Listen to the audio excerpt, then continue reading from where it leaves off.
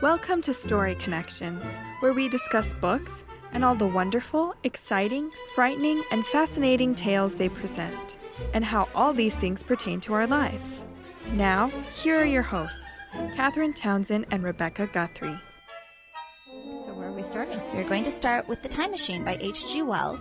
And probably most people wouldn't think of this immediately as a dystopic novel, but it really, if you read it, actually is, because it talks about going into the future and how screwed up the future and human beings have become. Well, also it's social commentary. It is very much social commentary.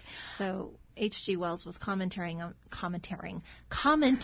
on Victorian society through some of the comments that he was making about the Morlocks in particular, but the class divisions. Right. So The Time Machine was published in 1895, and it is H.G. Wells is credited as both the grandfather of science fiction as a genre, and also as the beginning of talking about dystopic endings of the world, because in a brief synopsis of The Time Machine, the time traveler, and that's what he's called in the book. H.G. Wells is the narrator, and he refers to the time traveler as the time traveler. And never gives him a name. Builds a time machine, travels forward into the future, and discovers these small, childlike creatures that he calls the Eloi. And, you know, they're very frivolous and very simple, and he thinks that human beings have evolved to such a place that they don't need to struggle or worry about anything anymore.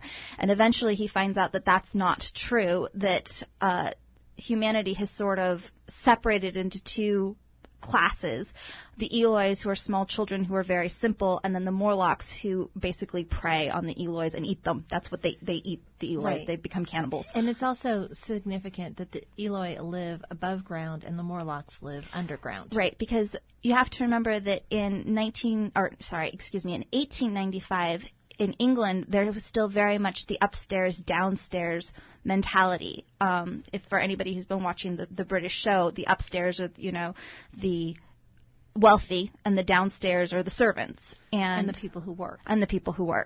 And there's very much a class distinction and a huge amount of snobbery going both directions. So it was the social commentary that we as modern readers don't pick up on, especially in America, because it's not something that we don't think of people as being below stairs. Right. And that's their place, and they really are going to have to struggle to get above stairs. You know, occasionally a Cinderella story will happen, but it's not that common. And it's sort of a scandal. Yeah, and it's sort of a scandal, you know, and you can even see that if we're going to put it more modern, you know, a more modern day with the Brits. You can see that in Prince William marrying Catherine Middleton. You know, this is it's actually, we as Americans don't really understand what a big deal it is that Catherine Middleton is a commoner, but it's a big deal that she married a commoner, because she has no royal blood in her, or noble blood. Her father was her grandfather was a coal miner. And as Americans, we're like, oh, it's a fairy tale story and this is great. But as Brits, I've talked to I have several British friends. We've talked about that dynamic of, it's very strange, because that's not how they, even though it's, you know, the 21st century, they still have those class distinctions. So in The Time Traveler, when he's talking about the distinctions between the Eloi and the Morlock, he's talking about the distinctions between the productive class and the unproductive class. And it takes him a while to understand that the productive class is actually preying on the unproductive class. Right.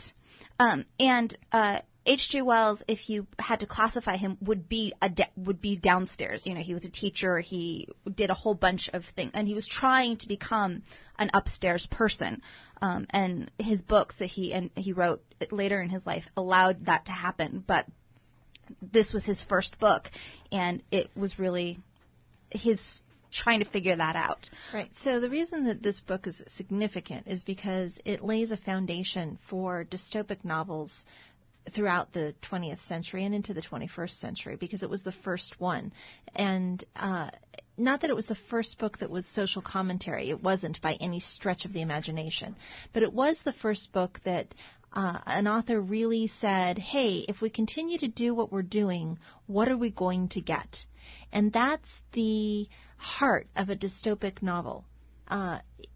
It asks people to think about, where are we? What are we doing? Why are we doing it? Should we be doing it? And what is going to happen if we continue to do it?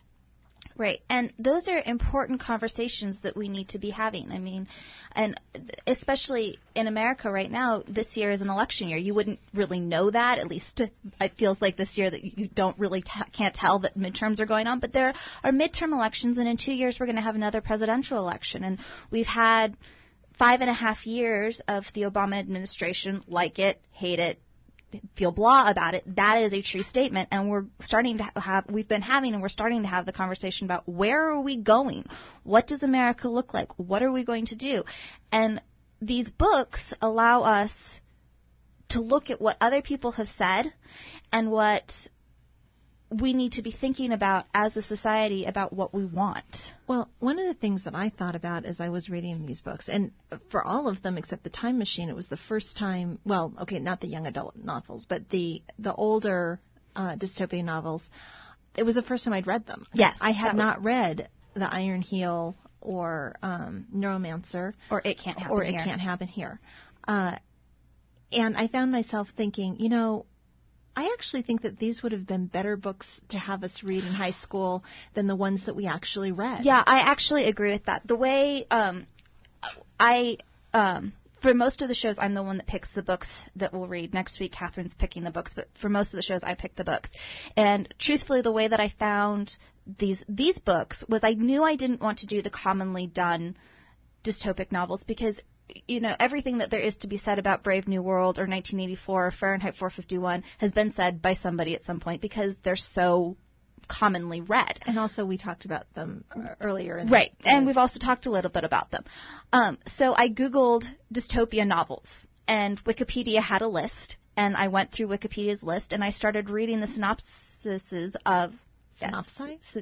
I don't know. I don't know what the plural of synopsis is. Synopsises?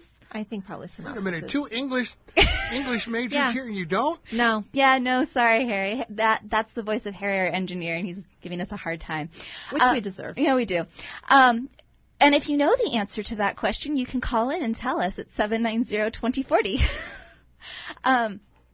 But I picked them because they seemed really interesting. The synopsis of the books that I read made me think, oh, this is something that we should talk about, we should read, because these have valuable things to say. And one of the books that I picked, but I wasn't able to get my hands on a copy of it because it's not, it's out of print, was The City Without Jews, which is a dystopic novel about what happens when you get rid of all of the Jews. And the author that wrote it was assassinated by a member of the Nazi Party because he hated this book so much, because there was so much truth in it that he said, you know what, this idea is too dangerous and I'm going to kill you because I hate this idea so much. And that's what books do. So that's part of why I picked the books that we're going to be talking about and that we are currently talking about. But I wanted to start with The Time Machine. And all of the books that we are going to be talking about on the show, we're doing in chronological order. And we're doing it that way because they all influence each other. Even if the author who hasn't read the book before, it's part of the lexicon. But we have a caller. Charles? Yeah, the plural of synopsis is synopsis. Okay, there we go. It's synopses. Synopses?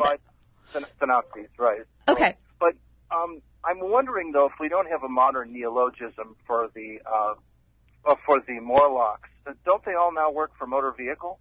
That may be true. I refer to going there as feeding the Morlocks, and some of the ones that are maybe have a little bit of more length than the tooth actually get it. Okay. Well, thank you so thank much you for sharing. I may adopt that, actually. What do you mean may? All right. Okay. I'm going to adopt that. Thank you, Charles, for calling in. We appreciate it.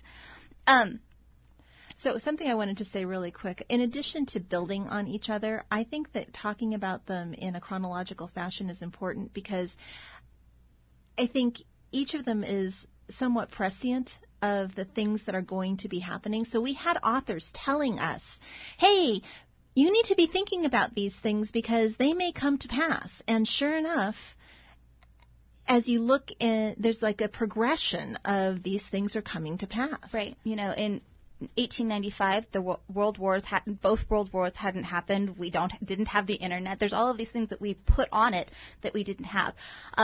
So I wanted to leave one last thing just so people have this little bit of trivia. The time machine is the first time that a device that was built to move into the future or back into the past was used. The time machine. H.G. Wells coined the term time machine, and we now obviously it's a very common thing that we talk about, but that's it. So you are listening to Story Connections, and we will catch you on the other side.